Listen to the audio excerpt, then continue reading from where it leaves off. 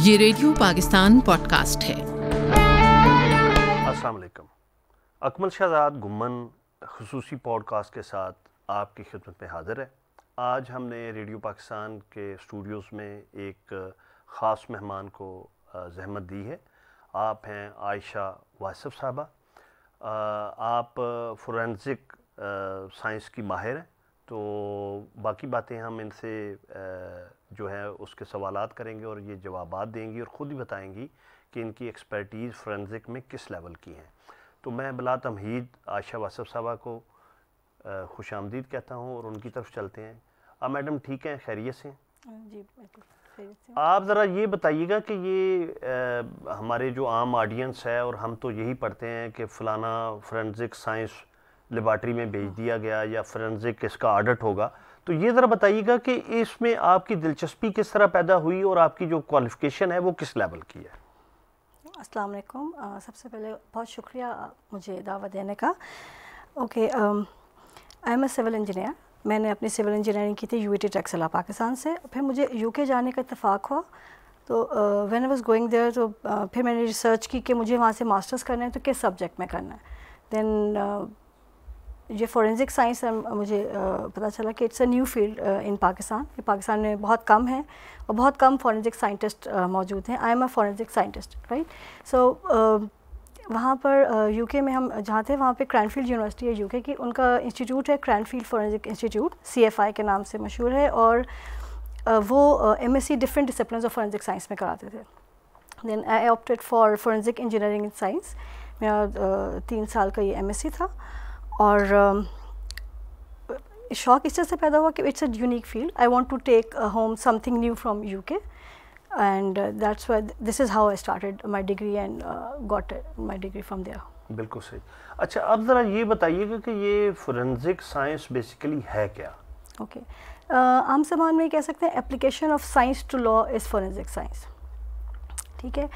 अब forensic science start होता है क्राइम सीन पे and it ends at the courtroom, और इसके भी मुख्तलिफ प्रोसेसेस हैं जिनको हमने फॉलो करना है, और इन प्रोसेस को हमने फॉलो करना है to solve a crime, to solve you investigate a crime, to help intelligence agencies, to help आपके law to solve a crime. अच्छा, आप ये बता रही थी कि फोरेंसिक साइंस है क्या? जी जी। तो अच्छा, ये तो फिर बड़ा दिलचस्प सब्जेक्ट है। बिल्कुल। तो आपको ये पढ़ने के बाद कैसा आप फील करती हैं? आप बेसिकली सिविल इंजीनियर थी और जब आपने ये फोरेंसिक साइंस 3 साल का मास्टर्स किया जी जी तो इंग्लैंड से, तो उसके बाद आप खुद को कहाँ महसूस करती हैं नॉलेज के एतबार से, और ये किस तरह डिफरेंट है आम नॉलेज से? इट इज़ डिफरेंट, क्योंकि इसमें जैसे फोरेंसिक इस बेसिकली आपको कोई भी प्रॉब्लम है, जैसे फॉर एग्जांपल मैं इंजीनियरिंग के हवाले से बात करूँगी कि कोई बिल्डिंग कोलैप्स होती है या स्ट्रक्चर गिर जाता है या आग लग जाती है, जैसे सेंट लॉरेंस में आग लग गई या कोई भी आर्सन का वाक़या होता है, तो वो आपको इन्वेस्टिगेट करना होता है कि ये आग कैसे लगी, वाज इट आर्सन और was it natural, technical fault हो गया, इलेक्ट्रिक शॉर्ट सर्किट हो गया इसकी वजह से, या किसी ने वो आग लगाई है, तो यू इन्वेस्टिगेट दोज थिंग्स। तो उसके बाद आपकी इन्वेस्टिगेशन होती है। ये इसलिए भी यूज़फुल है बिकॉज आपकी जो इंश्योरेंस कंपनीज़ हैं उनके लिए बहुत फ़ायदा मंद है कि जब भी कोई नुकसान होता है तो who is gonna pay. Building में आग लगी तो कौन पे करेगा? अगर आपकी मशीन या कार एक्सीडेंट हो गया तो किसकी गलती थी? वो मैन्युफैक्चर की गलती थी, वो डिज़ाइन की गलती थी, या फिर वो यूज़र की गलती थी? तो वो इस सब चीज़ों को इन्वेस्टिगेट करने में आपकी फोरेंसिक साइंस आपको हेल्प करती है। बिकॉज फोरेंसिक साइंस जैसे कि कॉमन परसेप्शन है पाकिस्तान में कि फोरेंसिक, शायद हम लोग ये बहुत सुनते हैं टीवी में कि फोरेंसिक ऑडियो है, फोरेंसिक इसका जैसे आजकल बहुत रिकॉर्डिंग आपके ऑडियोज़ मिल रही हैं कि जिसकी फोरेंसिक करा दिया जाए, या फिर कोई मर्डर हो जाता है तो वहाँ के। लेकिन forensic science is not limited to just these things. Forensic science की बेशुमार ब्रांचेज हैं, वो हर ब्रांच में वो कि मतलब बेसिक्स तो वही रहते हैं स्टेप्स, उसके बाद फिर उसकी डिटेल्स आ जाती है। जैसे फोरेंसिक आर्कियोलॉजी है, फोरेंसिक एंथ्रोपोलॉजी है, ओडोंटोलॉजी है, ये डिफरेंट ब्रांचेज ऑफ साइंस है, फोरेंसिक साइंस है जो आपको हेल्प करता है किसी किस्म का भी क्राइम को सॉल्व करने में या कोई भी प्रॉब्लम है उसको सॉल्व करने में। तो इसके जो पर्टिकुलर स्टेप्स हैं, the steps you have to follow accordingly. तो मैं स्टेप्स के बारे में आपको बता देती हूँ यहाँ पे। अच्छा, मैं जो आपकी गुफ्तगू से ये समझा हूँ कि ये बेसिकली सच और झूठ का नितारा है, यानी उसको अलहदा करना कि सच क्या है और झूठ क्या है, और इसमें सच्चाई की तलाश में ये हमें फोरेंसिक साइंस बहुत मदद देती है। कह सकते हैं, मतलब आप इन्वेस्टिगेट कर रहे होते हो और बेसिकली ये आप कह सकते हो कि आप ये कर रहे होते हो कि कोई इनोसेंट की कन्विक्शन ना हो जाए और गिल्टी जो है उसकी एक्विटेंस नहीं हो जाए, आप इस सब चाह रहे होते हैं। बट ऑब्वियसली आप you have to be very careful कि आप जो भी क्योंकि आपने साइंटिफिकली करना होता है, ये आपने राय नहीं देनी होती कि जी मुझे ऐसे लगता है। नहीं, आप you will have to prove it with the scientific knowledge. Exactly, you have to apply science. आपकी टेक्निक्स यूज होती हैं, फॉर एग्जांपल फिंगरप्रिंट है, उसकी एनालिसिस होती है, या डीएनए एनालिसिस होती है, या ऑडियो एनालिसिस होती है, और ये सब क्योंकि बेसिकली आपको एविडेंस मिल गया क्राइम सीन से, तो आपने उसका लिंक करना है कल्प्रिट के साथ कि आपकी शक है कि पुलिस ने एक पकड़ लिया मुजरिम को, लेकिन क्या वो वाकई मुजरिम है या नहीं, तो आपके वो फैक्ट्स ने वो लिंक करना है। अगर तो वो लिंक कर रहा है तो इसका मतलब है कि वो मुजरिम है या फिर नहीं है। बिकॉज जो फोरेंसिक साइंटिस्ट का काम क्या होता है कि वो अपना जो भी आपके पास स्टेप बाय स्टेप मैं बात करती हूँ, जैसे क्राइम सीन में कोई एविडेंस मिला है, उसको कलेक्ट किया, उसके बाद उसको एनालिसिस किया उसका,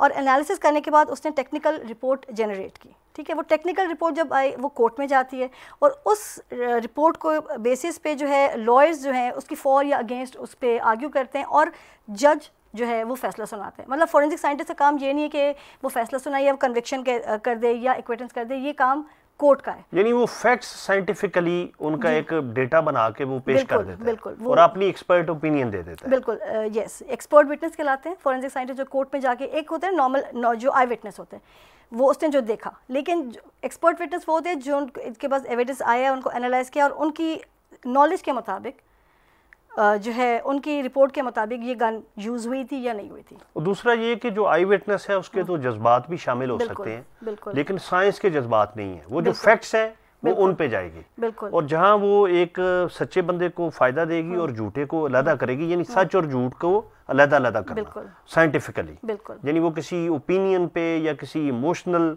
बेस पे नहीं। वो ऑब्वियसली जब आई विटनेस है वो भूल भी सकता है, मतलब एक इमोशंस भी हो सकते हैं, भूल सकता है, वो अंडर प्रेशर आ सकता है, तो वो बहुत सारी बातें आ जाती हैं। लेकिन जहाँ पे मैं कोट करना चाहूँगी जो बेसिक्स ऑफ फोरेंसिक साइंस है, लोकार्ड्स एक्सचेंज प्रिंसिपल, ये जो प्रिंसिपल है ये it's basics of forensic science. Wherever he steps, whatever he touches, whatever he leaves, even unconsciously, will serve as a silent witness against him. Not only his fingerprints or his footprints, but his hair, the fibers from his clothes, the glass he breaks, the tool mark he leaves, the paint he scratches, the blood or semen he deposits or collects. All of these and more bear mute witness against him. This is evidence that does not forget. It is not confused by the excitement of the moment. It is not absent because human witnesses are. It is factual evidence. Physical evidence cannot be wrong. It cannot perjure itself. It cannot be wholly absent. Only human failure to find it, study and understand it can diminish its value. यानी कि अगर आपको कोई evidence नहीं मिला तो it doesn't mean कि वो वहाँ पे नहीं है, ये जो है कि you have to find it. तो ये कहीं भी आप किसी भी क्राइम सीन में जाते हैं और वहाँ से मतलब फॉर एग्जांपल आप इन्वेस्टिगेशन के लिए भी जाते हैं तो आप इसके फाइबर्स वहाँ पे होंगे और आप वहाँ से फाइबर्स कलेक्ट करके ले आएंगे। तो मतलब और बहुत सारी टेक्निक्स हैं जिससे वो डिटेल में जाके पता कर सकते हैं कि आप क्राइम सीन में मौजूद थे या नहीं थे। तो ये टेक्निक्स अवेलेबल हैं, कुछ पाकिस्तान में हैं, कुछ नहीं हैं, और लेकिन ये basically saving innocent from conviction आप कह सकते हैं। अच्छा, ये ज़रा बताइए कि पाकिस्तान में जो फोरेंसिक साइंस का लेवल है इस वक्त कंपैरेटिवली जो एडवांस कंट्रीज़ हैं, बिल्कुल, कि वो किस जगह पे खड़ा है और कब तक आप समझती हैं कि हम उस लेवल पे आ जाएंगे? Okay, there is a big gap, क्योंकि अगर हम अमेरिका या इंग्लैंड की बात करते हैं तो obviously they are developed countries, उनमें जो फर्स्ट फोरेंसिक साइंस लैब्स बनी हैं वो 1920s and let 19th century में या अर्ली 20th सेंचुरी में बनी है, जबकि पाकिस्तान में जो फर्स्ट फोरेंसिक लैब बनी थी 2010 में PFSA को स्टार्ट किया था। उस वक्त के प्रेसिडेंट जनरल परवेज़ मुशर्रफ जो है उन्होंने मतलब स्टार्ट किया था कि ये होना चाहिए सब कुछ। तो लेकिन ऑब्वियसली वो बहुत डिफरेंस है, क्योंकि अब जो जैसे FBI का हम नाम सुनते हैं और स्कॉटलैंड यार्ड का नाम सुनते हैं, तो बल्कि देखिए उनका सेंचुरी तकरीबन हम कह सकते हैं कि सेंचुरी का एक्सपीरियंस है। उनके जो पास लैब्स हैं उनमें million number of test per year हो रहे होते हैं और उनके पास 1000 नंबर ऑफ फोरेंसिक साइंटिस्ट जो हैं वो मौजूद होते हैं, काम कर रहे होते हैं। जबकि पाकिस्तान में अभी बिल्कुल आप कह सकते हैं काफ़ी इनिशियल स्टेजेस में। अब मैं सिर्फ इंडिया से कंपैरिजन करूँगी कि इंडिया में इस वक्त 29 फिंगरप्रिंट ब्यूरोज हैं जहाँ पे फिंगरप्रिंट एनालिसिस होता है, और इसी तरह 37 state run forensic science agencies हैं, और पाकिस्तान में 2 फॉरेंसिक साइंस एजेंसीज जो स्टेट रन हैं। एक PFS है, पाकिस्तान फॉरेंसिक साइंस एजेंसी, जो पंजाब में है, वो लाहौर में है, और दूसरी national forensic science agency Islamabad में। ठीक है, इसके अलावा सिंध में भी नई स्टार्ट हुई है, लेकिन बलूचिस्तान में और KPK में अभी तक काफ़ी हम we are lacking behind. Secondly, India में 100 यूनिवर्सिटीज़ हैं जो बैचलर्स ऑन फॉरेंसिक साइंस पढ़ा रहे हैं, और पाकिस्तान में सिर्फ 4 यूनिवर्सिटीज़ हैं। इंडिया में 72 यूनिवर्सिटीज़ हैं जो MSc करा रहे हैं, पाकिस्तान में 1 यूनिवर्सिटी है जो MSc करा रही है, और PhDs उनकी 22 यूनिवर्सिटीज़ करा रही है। पाकिस्तान में कोई यूनिवर्सिटी नहीं है जो PhD करा रही है फॉरेंसिक साइंस में। तो ये डिफरेंस है कि एकेडमिक तो बिल्कुल भी नहीं, मतलब यूनिवर्सिटीज़ में नहीं है, इस तरह से साइंस एजेंसीज भी कम हैं, बट ये कह सकते हैं स्टार्ट हो गया है। और जो PFS है लाहौर है, इट्स डूइंग वंडरफुल जॉब, क्योंकि वो स्टेट ऑफ द आर्ट उनकी लैब्स हैं, उनके पास टेक्निक्स भी मौजूद हैं, उनमें लॉ भी है उनका कि अगर कहीं भी कोई क्राइम होता है तो उनकी क्राइम सीन यूनिट्स पहुंचती हैं वहाँ पे उस क्राइम को इन्वेस्टिगेट करने, जो कि जिस तरीके से क्राइम को इन्वेस्टिगेट होना होता है। जैसे आपने देखा होगा TV प्रोग्राम्स में कि क्राइम को कॉर्डन कर दिया जाता है येलो टेप से, ठीक है, तो वो this is the first step कि आपने सबसे पहले टेप लगा दी है, कॉर्डन कर दिया कि अनवांटेड बंदे वहाँ पे ना हो। लेकिन अभी तक पाकिस्तान में इतनी अवेयरनेस नहीं है कि कोई भी क्राइम होता है तो वो टेप करना याद नहीं रहता, या फिर अगर लगा भी दी जाती है तो लोग फिर भी उस चीज़ को फॉलो नहीं कर रहे। अच्छा। तो नहीं, मेरे कॉमन सेंस ये है कि जैसे हम देखें कि सेट्स बनाते हैं ना, जी सोशियोलॉजी या एंथ्रोपोलॉजी के हवाले से, कि जी जो इस इलाके के लोग होते हैं उनकी चीन इस तरह की होती है, या उनके चेहरे के खद्दोखाल इस तरह के होते हैं, या इनकी आदात फलां होती है। उसकी वजह यह है कि फ़र्ज़ करें एक पहाड़ी इलाके में बंदा रहता है तो उसके चलने का अंदाज़, उसके कपड़ों का अंदाज़ उसके इन्वायरमेंट के मुताबिक हुआ। तो इसी तरह किसी खास इन्वायरमेंट में रहने वाले लोग एक खास तरह के इन्वायरमेंट में डल जाते हैं। बिल्कुल ऐसे तो मेरे ख्याल में इसको अगर साइंटिफिकली देखें तो मेरे ख्याल है कि ये जो इसी तरह जो काम करने का तरीका है, मसलन फ़र्ज़ करें को रजिस्टर में एक बंदा एंट्री करता है या कंप्यूटर पे काम करता है, तो उसकी ज़ाहिर है डेट टाइम लिखने का तरीका, तो फोरेंसिक ऑडिट जो मुझे कॉमनली एक कॉमन सेंस की बेस पे समझ आता है कि वो शायद यही है कि उसको वेरीफाई करना साइंटिफिकली।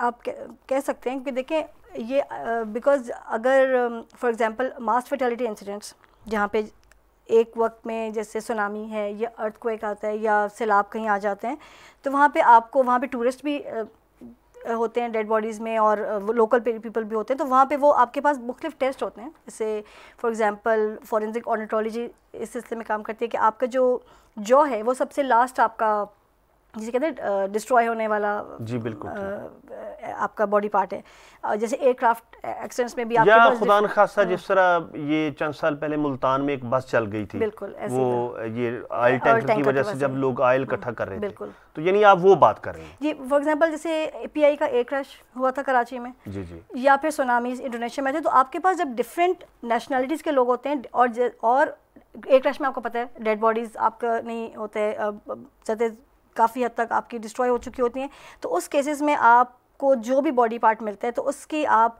टेस्ट करते हैं। उससे अब सबसे पहले ज़्यादातर DNA आ चुका है, तो DNA से आपकी टेस्टिंग हो जाती है कि आप DNA से आप एटलीस्ट क्रॉस कर सकते हो कि ये फलाना बंदा है या नहीं है। और DNA जो है आप फैमिली से आपको मिल जाते हैं, उस बंदे के इस्तेमाल का टूथब्रश होगा घर में, या कॉफ़ी मग होगा या हेयर ब्रश से आप उसके बाल होंगे। मेरे ख्याल में इसकी एक और जो बहुत बड़ी मिसाल है वो उसामा बिन लादेन का ट्रेस आउट होना था। बिल्कुल बिल्कुल जी जी जी बिल्कुल ऐसी है। जी आप बात जारी रखें। ओके, यानी आप ये देखें कि उन्होंने एक तरीके के साथ सिस्टमेटिकली उनके बच्चों का वो ब्लड टेस्ट लिया, बिल्कुल वो कतरे पोलियो के कतरे पिलाने के। तो इसी तरह हम बात ये कर रहे थे कि जब कोई एक्सीडेंट सीन होता है खुदा न खासा, तो वहाँ उनके बाल या जाज या कोई भी बॉडी का पार्ट मिलता है तो उनके किसी रिश्तेदारों से मिला के फिर बॉडी की पहचान हो जाती है। बिल्कुल हो सकती है, और डेफिनेटली आपकी जैसे आपकी बोन्स हैं उससे आपकी हाइट की पता चल सकता है। ठीक है, आपका अगर आपकी जैसे for example 50 year old grave से आपको कोई मिसिंग पर्सन की डेड बॉडी मिली, तो वो कौन था, तो उसकी लेंथ से, उसकी जैसे बोन्स की स्ट्रक्चर से आप पता चल सकते हैं कि भी फीमेल था है या मेल है। उसके अलावा लेंथ हाइट उस बंदे की पता चल सकती है। मतलब ये आपको इन्फॉर्मेशन मिल सकती है बोन्स के साथ। अगर आपका बर्न बॉडी है तो लेकिन बोन्स के सेंटर से आपको DNA मिल सकता है।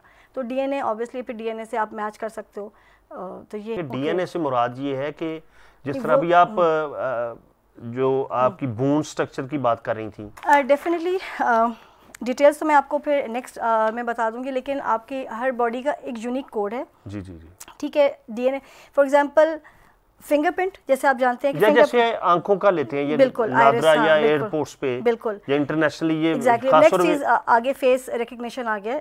तो फिंगरप्रिंट्स एंड डीएनए ये आपके यूनिक है, हर इंसान की यूनिक है। आपको ये बात आप जानते हैं कि no two persons have same fingerprint, similar तो होते हैं, शायद फैमिली ट्री भी होता है, लेकिन डीएनए में सिर्फ ये है कि जो ट्विन्स हैं उनका डीएनए सेम होगा, लेकिन जो फिंगरप्रिंट्स हैं वो फिंगरप्रिंट्स उनके सेम नहीं होंगे। अच्छा, ये बड़ी आपने यूनिक बात बताई कि उनका डीएनए तो एक होगा। बिल्कुल। या जिस तरह फैमिली एक का एक उनका ट्री बनता है, फैमिली ट्री एक होगा, लेकिन उनकी फिंगरप्रिंट्स या कहीं ना कहीं हम identify with the help of forensic science कर सकते हैं। बिल्कुल। There was an incident in America जहाँ ट्विन्स थे, लेकिन मतलब हर दफ़ा जब भी फिंगरप्रिंट्स मिलते तब वो पकड़ के लेके आते तो वो फिंगरप्रिंट डिफरेंट होते थे। कहते ये डीएनए सेम है और फिंगरप्रिंट डिफरेंट है, तो व्हाट्स द रीज़न। वो काफ़ी अरसे तक पुलिस को नहीं पता था कि वो आइडेंटिकल ट्विन्स हैं। वो जब पता चला कि वो आइडेंटिकल ट्विन्स हैं, एक भाई चोरी करता था और एक भाई सामने, मतलब एक भाई वो दूसरा भाई सामने आ जाता था, जिसकी वजह से वो काफ़ी अरसे तक पुलिस को डॉज करते थे। करते थे वो जी वो हाँ वो ट्रिक वो डॉज करते थे। बट इन द एंड यहीं पे मैं एक और किस्सा ऐड करना चाहूँगी कि ऑर्निटोलॉजी की बात हो रही है कि दांत जो हैं उसके ज़रिए भी हम पहुँच सकते हैं, क्योंकि जैसे असॉल्ट केस में ये होता है कि आप बाइट कर लेते हो या लड़ाई झगड़े में वो, तो आपके दांत जो है किसी की बॉडी में अगर आपने बाइट किया है तो you can be recognize from those teeth mark. अगर आपकी कोई और चीज़ भी नहीं सेम हो रही तो आपको उससे भी आप you can get caught from जो है बिकॉज ऑफ योर टीथ। तो ये फॉरेंसिक साइंस को हम जितना भी डिटेल में करें, फॉर एग्जांपल अगर हम रिकॉर्डिंग की बात करते हैं कि फॉरेंसिक साइंस स्टार्ट करते हैं कि क्राइम सीन, सबसे पहले तो स्टार्ट तो यहीं पे होता है कि क्राइम सीन हुआ है तो उसको किस तरीके से आपने प्रिजर्व करना है। अगर आपने प्रिजर्व नहीं किया क्राइम सीन को तो उसके कंटामिनेशन हो जाएगी एविडेंस पे, तो एविडेंस वो कोर्ट में एक्सेप्ट नहीं होगा। यहाँ पे बिल्कुल बेसिक बात है कंटामिनेशन ऑफ एविडेंस की, क्योंकि कोर्ट में पाकिस्तान में क्या होता है कि कन्विक्शन क्यों नहीं होती है, क्योंकि कंटामिनेशन ऑफ एविडेंस हो जाते हैं, वो कोर्ट में एक्सेप्ट ही नहीं होता। तो ये अवेयरनेस की ज़रूरत है कि एविडेंस को कलेक्ट कैसे करना है, पैक कैसे करना है, ट्रांसपोर्ट कैसे करना है। तो ये फर्स्ट 3 स्टेप्स हैं। इस पे हम डिटेल में जो है नेक्स्ट में बात करेंगे, क्योंकि दिस इज़ वेरी इंपॉर्टेंट। क्योंकि व्हेन आई विजिटेड NFSA तो वहाँ पे जो इनका एविडेंस रिसीविंग यूनिट है ERU, वहाँ पे उनके पास जो रिसीव होता था एविडेंस वो बजाय जैसे एक गन है तो वो एक प्रॉपर पैकेजिंग में नहीं होता था, बल्कि वो शीट में, रुमाल में या गंदे कपड़ों में होता था, जिसकी वजह से वो जो भी फिंगरप्रिंट होगा उसके अंदर या कोई भी गन शॉट रेजिड्यू वो ख़त्म हो चुका होता है। तो ये चीज़ अभी अवेयरनेस लानी है पुलिस को डालना है इस चीज़ में कि आपने कैसे पैक करना है, क्योंकि आपकी पुलिस ही पहुँचती है सबसे पहले क्राइम सीन में और वो कलेक्ट करती है, वो कलेक्ट करके फिर आगे पहुंचाती है। तो अगर वो एविडेंस आपका कंटामिनेशन होगी तो फिर उस एविडेंस को आप कहीं भी ले जाएं। उसमें आयशा साहब एक प्रॉब्लम ये भी हो सकता है ना कि जो चोर हैं या जो वारदात करने वाले हैं वो इतने ट्रेंड हों कि वो उस एविडेंस को खुद स्पाइल कर दे या उसको कंटेमिनेट कर दे। तो फोरेंसिक साइंस का ये एडवांटेज है कि वो ज़्यादा से ज़्यादा हेल्प आउट करेगी कि चीज़ों को उनके प्रॉपर तरीके में उनको प्रिजर्व करने में और सच तक पहुंचने के लिए। जी बिल्कुल वही बता रही, लेकिन वो अगर स्पॉइल करता है आपकी क्रिमिनल, जैसे उसने स्पॉइल कर दिया, उसने प्लांट कर दिया गन, कोई और प्लांट कर दिया वहाँ पे, या कोई और एविडेंस छोड़ दिया इन्वेस्टिगेशन को ख़राब करने के लिए। लेकिन अगर आपकी अपनी पुलिस एविडेंस को नहीं कलेक्ट करी, एविडेंस को में से फिंगरप्रिंट्स नहीं कलेक्ट करी या DNA को, क्योंकि आपका जैसे गन शॉट रेजिड्यू है, अगर कहीं गोली चलती है तो वहाँ पे एक लिमिटेड टाइम तक मटेरियल्स पे, बॉडी पे, डेड बॉडी पे गन शॉट रेजिड्यू रहता है। अगर with in that time frame gun shot residue नहीं पिक किया गया तो ऑब्वियसली वो एविडेंस लॉस्ट हो गया। तो ये मतलब इन छोटी छोटी चीज़ों का ख्याल रखना है। वो हम जब हम बात करेंगे प्रोसीजर्स ऑफ फोरेंसिक साइंस की तो वो हम सारी स्टेप बाय स्टेप डिटेल में बात करेंगे। बहुत शुक्रिया, आपसे बहुत अच्छी गुफ्तगू रही और हमने फोरेंसिक साइंस की बेसिस पे बात की। तो इंशाल्लाह अगले एपिसोड में हम मज़ीद इस पे बात करेंगे। आयशा साहब आपका बहुत शुक्रिया कि आप हमारे प्रोग्राम में तशरीफ़ लाईं और आपने हमारी ऑडियंस को फोरेंसिक साइंस की बेसिक्स के बारे में बताया। इसके साथ ही अकमल शहजाद गुम्मन को इजाज़त दीजिए। अल्लाह हाफ़िज़।